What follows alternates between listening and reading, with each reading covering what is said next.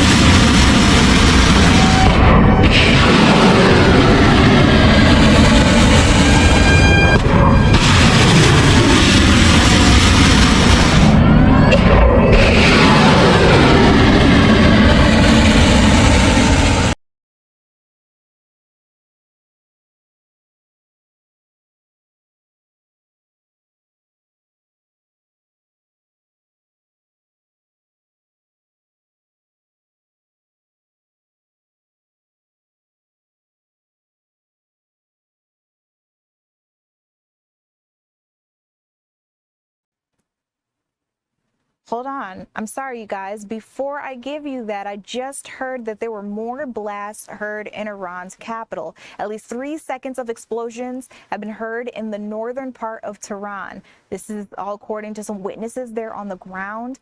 People who live near the intelligence ministry building in the city say that they've heard several explosions all within the last couple of minutes in the vicinity of the facility. There has been no official statement on the incident in Iranian media so far. So if this is true, this is big. This is being reported by the Associated Press. Witnesses are also reporting that air defense systems have begun operating in the area, which means they're hearing those sirens nearby. So again, that is huge. That came in just a couple of seconds ago. I'm sorry, I had to bring that to you all first. All right, now let's get into the other countries as they are putting out their own statements. All right, so first, Argentina. Argentina has increased its security level amid these attacks. They say they don't want to be next. They don't want to be a part of any of this. President Javier Milei has raised Argentina's security level to high in response to the developments that are going on out there in the Middle East.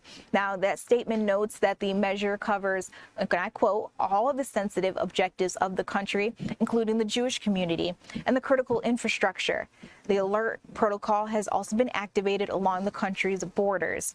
All right, let's move on to Morocco. They have denounced Iran for attacking Gulf nations. Morocco was one of 4 countries to normalize ties with Israel in 2020 under the Trump-brokered Abraham Accords. They've joined other Arab nations in condemning Iran for striking Gulf states while remaining silent on the Israeli and U.S. attacks on Iran. This is an imposed war against us. This is a war of choice by the United States, and they have to pay for that. And they do. So heads of state in the region, though, are not going along with that program. They are denouncing Iran's retaliatory strikes in the region.